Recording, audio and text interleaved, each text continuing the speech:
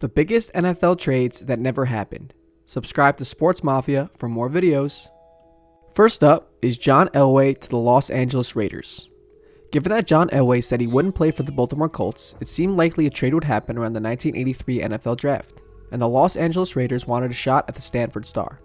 Since they held the number 26 overall selection though, the Raiders needed to move up. They almost made it happen.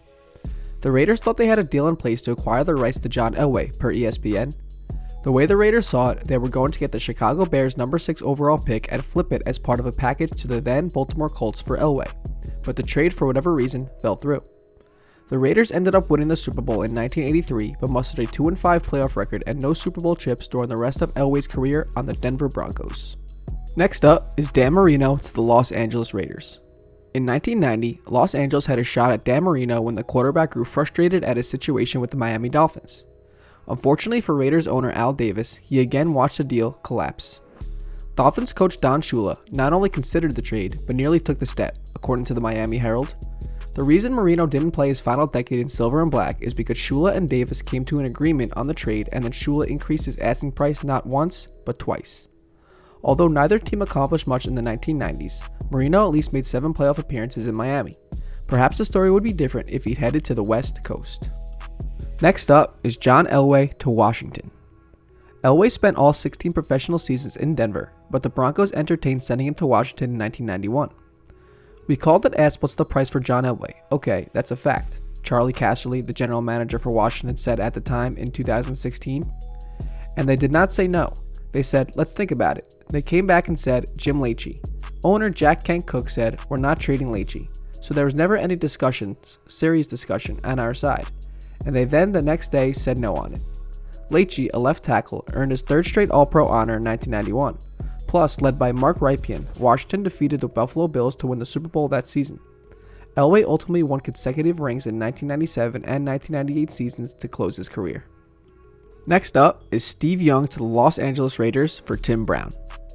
Around the 1992 NFL Draft, they expressed interest in acquiring Steve Young from the San Francisco 49ers. In return, the Niners wanted wide receiver Tim Brown, a 1st-round pick, and a 2nd-round pick, a price too steep for Los Angeles. The demands made sense for San Francisco, which was unsure about Joe Montana's recovery from elbow surgery. I'll tell you what, football is strange, life is strange, Young said prior to the 1992 season. There's no doubt the Raiders were trying to get me on their sideline. Whether the 49ers were is up to great debate. There's no doubt that something was going on throughout the offseason, but this is what I wanted, to be here, so I'm happy. From 1992 to 1998 with Young, the 49ers posted a 79-25 record, won 5 NFC West titles, and celebrated a Super Bowl victory. Oakland, on the other hand, lost immediately in its lone playoff appearance. Next up is Aaron Rodgers to the Oakland Raiders for Randy Moss. Randy Moss spent 2005 and 2006 in Oakland, but quickly wore out his welcome. The Raiders began shopping the Hall of Fame wideout in 2007, and the Green Bay Packers picked up the phone. One rumored trade had the Packers setting 2005 first-round pick Aaron Rodgers to make Moss the primary target for Brett Favre. Whether the Packers seriously considered dealing Rodgers is less clear, but the fallout is pretty remarkable. Oakland dealt Moss to the New England Patriots, who finished 16-0 as Moss broke an NFL record with 23 touchdowns. Rodgers replaced Favre as the starter in 2008 and soon developed into one of the greatest quarterbacks in NFL history. And the Raiders? Well, they continued stumbling through a 12-year stretch from 2003 to 2014 with exactly 0 winning records. Next up is Brett Favre to the Tampa Bay Buccaneers. As the relationship between Favre and the Packers soured in 2008, they committed to Rodgers moving forward. Favre wanted to return though, so they needed to find a trade partner. Perhaps it was the Raiders' lineage that crushed this one. John Gruden, then coaching the Tampa Bay Buccaneers, believed this team had a deal in place for Favre. I talked to Brett on the telephone, and I think if you talked to Brett yourself, both of us thought he was coming to Tampa, Gruden said. I went to bed at about 20 minutes after 12:30, thinking we had Brett Favre. I was sure we had Brett Favre. When I woke up the next day, Santa Claus didn't arrive. It was a sad day for me. Instead, the Packers moved Favre out of the NFC to the New York Jets. They ended 9-7 in Favre's lone season and fired head coach Eric Mangini. A similar fate for Gruden as Tampa finished 9-7 and missed the playoffs for the 4th time in 6 years. Next up is Larry Fitzgerald to the Philadelphia Eagles. During the same 2008 offseason, the Philadelphia Eagles discussed adding Arizona Cardinal star Larry Fitzgerald. As Fitzgerald told Jeff Mosher of the CSNPhilly.com, the trade would have included first and third round selections going to Arizona in exchange for the wideout. Fitzgerald's impending contract extension ended the talks. Philly probably wishes it could redo those conversations. The franchises met in that season's NFC Championship game. Fitz had 9 catches for 152 yards and 3 touchdowns in the Cardinals' win. They'd fall to the Pittsburgh Steelers in the Super Bowl, but Philly suffered its 4th NFC Championship game loss of the decade. Fitzgerald has since climbed to number 2 in career receiving yards.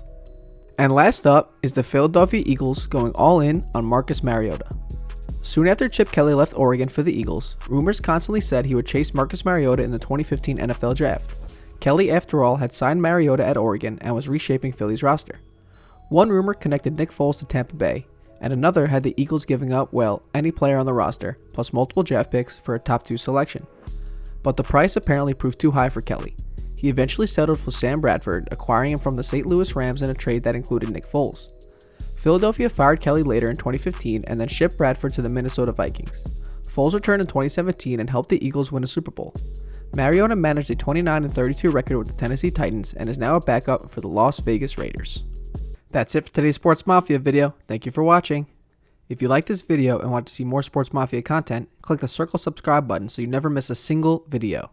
Hope you enjoyed.